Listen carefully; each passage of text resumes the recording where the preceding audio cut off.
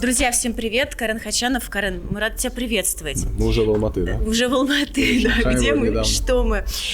Я первый раз в Казахстане, первый раз в Алматы, но мне прям здесь нравится. Вот знаешь, вот первые там... Атмосфера, да? Да, 3 часа, три часа, и уже прям кайф. Вот пресс-конференции такие прям веселые. Ты у меня сейчас будешь гидом, пожалуйста, по Казахстану, по Алматы. Попробуем. По турниру. Расскажи, почему здесь классно. Ну, во-первых, потому что тут организовывают все на высшем уровне. То есть я помню еще с турнира в Астане, насколько президент федерации, вообще федерация участвует в организации. То есть они хотят иметь именно там один из лучших турниров. У них всегда такая была задача. И, соответственно, если ты хочешь сделать все на высшем уровне, то есть так оно и получается. То есть, во-первых, корты, количество кортов, там, еда, отель. То есть, мы берем все вот эти, как сказать, составляющие самого турнира, то есть вокруг, и из этого складывается, наверное, вот твое, как сказать, понимание и насколько турнир хороший или нет. Ну, я обалдела, я по-другому не могу сказать, я сейчас появилась. Классная арена, да. Просто полный стадион. Вы еще не играете, и топы еще, мягко говоря, не играют. Люди уже пришли. Вот на твоих матчах всегда так?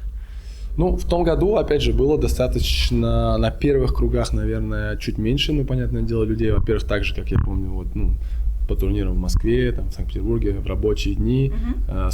Тут вообще пробки просто как будто хуже, чем в Москве. То есть 2 дороги, и все время куда ни поехать, 45 минут минимум, то есть как бы вообще в любое место.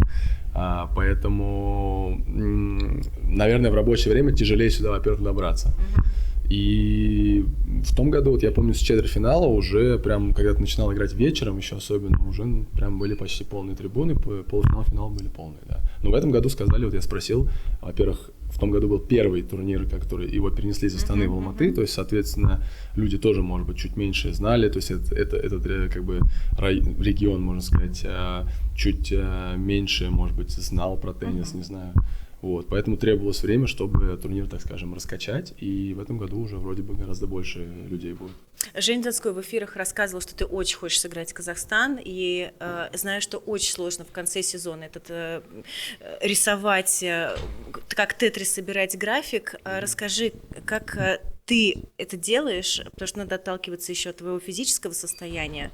Почему Казахстан нельзя было вычеркивать ни при каких условиях? Честно говоря, то есть у нас, я говорю, после US Open, то есть, да, если мы берем в общем, то есть сколько я играл, то есть я играл очень много турниров подряд, я набрал эту форму, был на пике, US Open закончился, у меня чуть болела спина еще до него.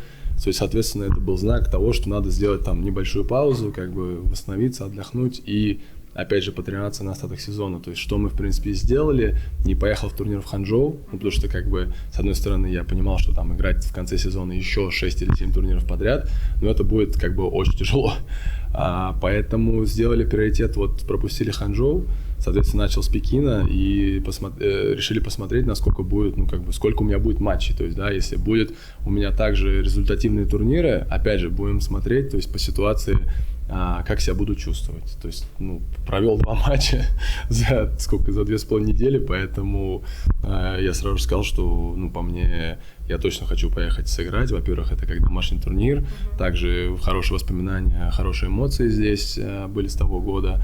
Дело даже не в очках, а просто вопрос в том, насколько ты, мотивирован, пытаешься найти этот огонек на конец сезона, и насколько у тебя ментальная и физическая усталость как бы на твоих весах зашкаливает или нет. Поэтому у меня получилось так, что после Шанхая еще было 6 дней, то есть я успел пролететь через Москву, тоже увидеть семью, детей, чуть отдохнуть, перезагрузиться, в принципе, как и было в том году. И прилетел сюда. То есть у меня не было уже вопросов, чтобы играть, не играть. Завершение про мастерсы. Мы с тобой разговариваем, прямо сейчас финал Шанхая, Деркнеш Ваширо, и Ваширо с брейком в третьей партии сейчас ведет 3-2. Мне очень обидно, я когда читаю комментарии, мне кажется, что игроков настолько обесценивают из серии, что это за финал, что за имена в финале. Ну, как бы люди всю жизнь в теннис играют, и в принципе ничего удивительного нету, что они добираются до самых высоких стадий.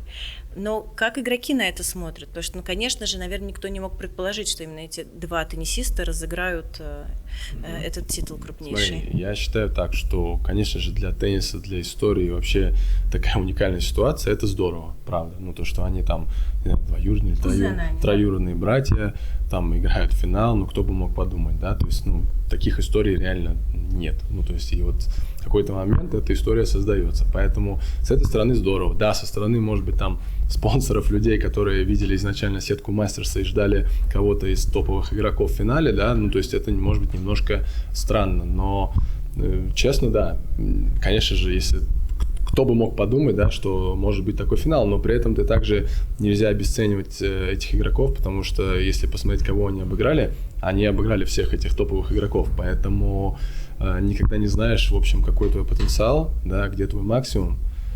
Этим теннис, наверное, как бы и в какой-то степени и удивителен, и уникален, то, что матч одного дня или вот недели, он, правда, может очень сильно, наверное, варьироваться, и такие, ну, результаты, они периодически случаются. То есть, да, конечно, в плане мастерса именно, да, брать такой большой турнир, это правда, ну, не то, что не каждый день, не случалось давно.